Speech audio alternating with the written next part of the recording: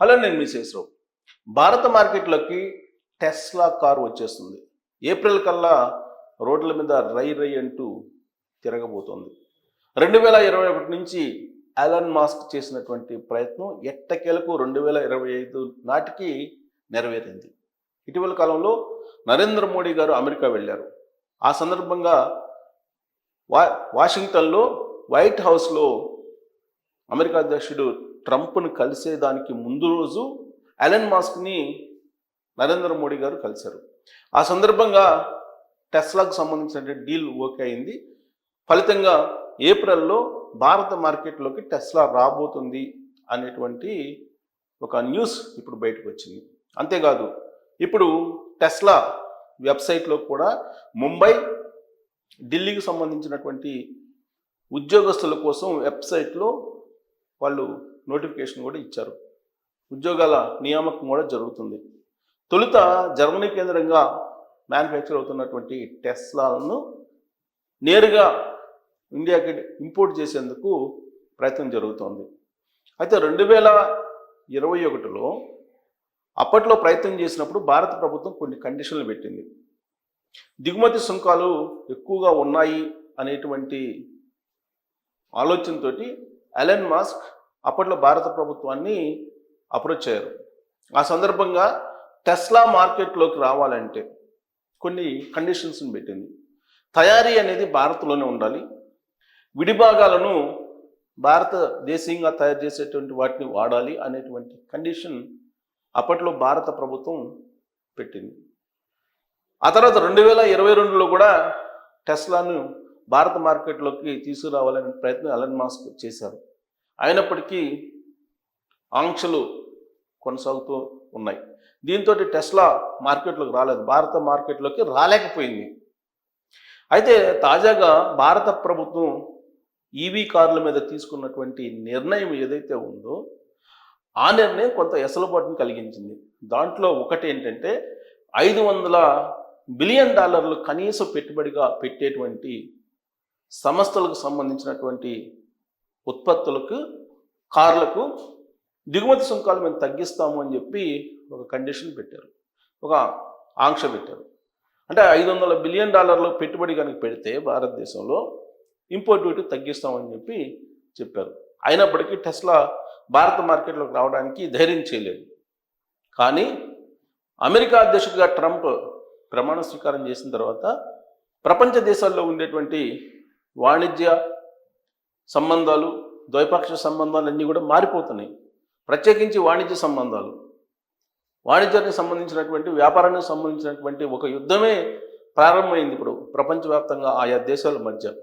దాంట్లో భాగంగానే ట్రంప్ చాలా క్లియర్గా చెప్పారు నరేంద్ర మోడీ గారికి, మీరు ఎన్ని సుంకాలు, ఎంత సుంకాలు వేస్తారో అమెరికా కూడా దిగుమతుల మీద అంతే సుంకాలు విధిస్తుంది అని చెప్పి క్లియర్గా చెప్పడం జరిగింది.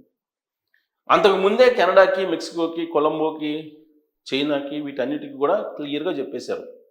పైగా 35% ఇంపోర్ట్ డ్యూటీస్ వేయటం జరిగింది ఆ దేశాల మీద.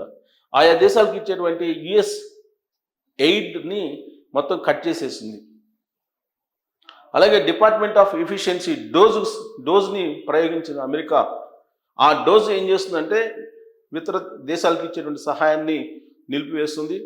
దేశీయంగా ఉండేటువంటి ఉద్యోగస్తులను తొలగించేటువంటి కార్యక్రమాన్ని చేపడుతుంది. దానికి ఎలాన్ మాస్క్ మొత్తం నాయకత్వం వహిస్తున్నారు. ఆయన ఇచ్చేటువంటి సూచనలు, సలహాల మేరకే మొత్తం నడుస్తుంది. ఆ క్రమంలో ఎలాన్ మాస్క్, నరేంద్ర మోడీ గారి మధ్య ఒక భేటీ జరిగింది. ఈ భేటీలో ఇచ్చిపుచ్చుకునేటువంటి ఒక సంబంధాలు, లేదంటే ఇచ్చిపుచ్చుకునేటువంటి ధోరణిలో మాటలు జరిగాయి. ఆ భేటీ ఫలించింది కాబట్టి టెస్లా భారత్ మార్కెట్లోకి వస్తుంది అని చెప్పి ఇప్పుడు అందరూ భావిస్తూ ఉన్నారు. వాస్తవంగా అమెరికా టూర్లో నరేంద్ర మోడీ గారిది హైలైట్ పాయింట్ ఏదన్నా తీసుకుందామంటే, నరేంద్ర మోడీ గారు కూర్చొని ద్వైపాక్షిక సంబంధాలు, వాణిజ్యపరమైన సంబంధాల మీద, ఫైల్స్ మీద సంతకం పెట్టడానికి కూర్చునేటువంటి సమయంలో కుర్చీని ట్రంపే వేసి కూర్చోబెట్టారు. ఆ తర్వాత సంతకం చేశారు. బహుశా టెస్లా లాంటి కంపెనీలు భారతదేశానికి అనుమతిస్తూ చేసినటువంటి సంతకం ఏమో అది. కుర్చీ వేసేసి ట్రంప్ సంతకం అయితే మోడీ చేత పెట్టించుకున్నారు అనేటువంటి ఒక అభిప్రాయం ఇప్పుడు సోషల్ మీడియాలో బయలుదేరింది. టెస్లా ప్రాథమికంగా అసలు ఎలాంటి ఫ్యూచర్లతో వస్తుంది, ఎలాంటి కార్లకి కాంపిటీషన్ ఇవ్వబోతుంది అనేది ఇప్పుడు ఒక పెద్ద చర్చ ఆటోమొబైల్ రంగంలో జరుగుతుంది. ఎందుకంటే ఆటోమొబైల్ రంగంలో ఎలన్ మస్క్కి సంబంధించిన టెస్లా ప్రపంచవ్యాప్తంగా ప్రత్యేకమైన గుర్తింపు పడినటువంటి సంస్థ. ఆ సంస్థ తయారు చేసేటువంటి కార్లతోటి, వాహనాలతోటి పోటీ పడడం అనేది అంత ఈజీ కాదు. దేశీయంగా ఉండేటువంటి ఆటోమొబైల్ కంపెనీలు ఇప్పుడు టెస్లా వస్తే నెక్స్ట్ ఏంటి అనే దాని మీద కూడా కొంత స్టడీ చేస్తున్నారు. స్టాక్ మార్కెట్లో దేశీయంగా ఉండేటువంటి కార్ల కంపెనీలకు సంబంధించినటువంటి షేర్ వాల్యూ తగ్గిపోయింది, నష్టాలతో నడుస్తూ ఉన్నాయి. ఇంకా టెస్లా డైరెక్ట్గా మార్కెట్లోకి వచ్చిన తర్వాత వాటి పరిస్థితి ఏంటి అనుకుంటున్నటువంటి సమయంలో మహీంద్రా కంపెనీకి సంబంధించినటువంటి ఆనంద్ మహీంద్రా గారు స్పందించారు సోషల్ మీడియా వేదికగా తీసుకుని. ఇప్పుడు కూడా సోషల్ మీడియా వేదికగా ఆయన చాలా యాక్టివ్గా కూడా ఉంటూ ఉంటారు.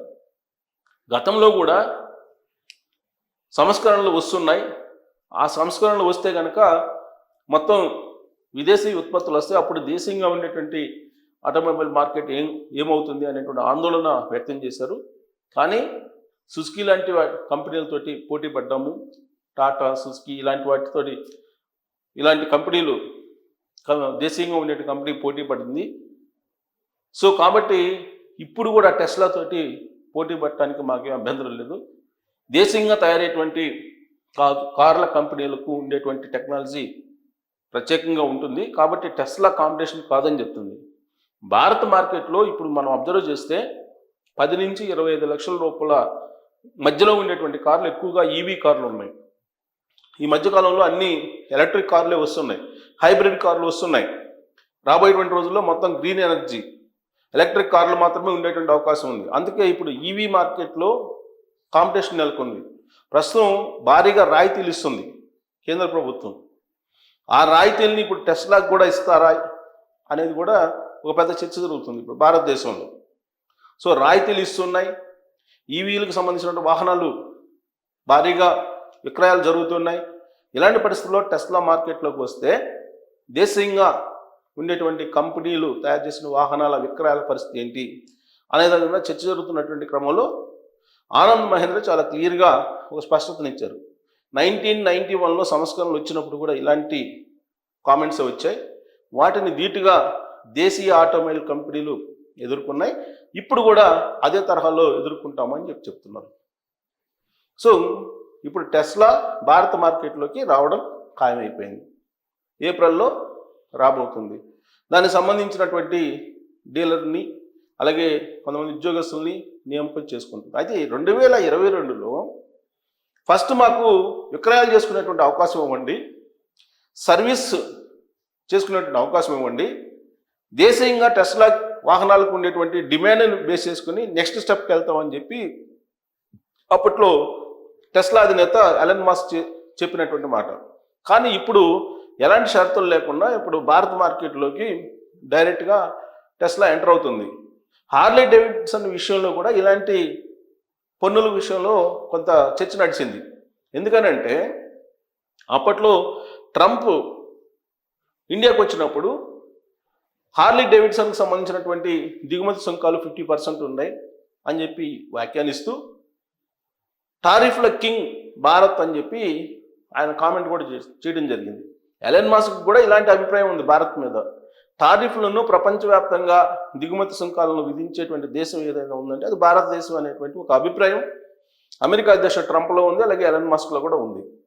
ఆ అభిప్రాయం నుంచి కొంత పక్కకు తొలుగుతూ హార్లీ డేవిడ్సన్ కానీ లేదంటే టెస్లాకి కానీ దిగుమతి సుంకాలని తగ్గించేటువంటి ప్రయత్నం ఇప్పుడు భారత ప్రభుత్వం చేయబోతుంది.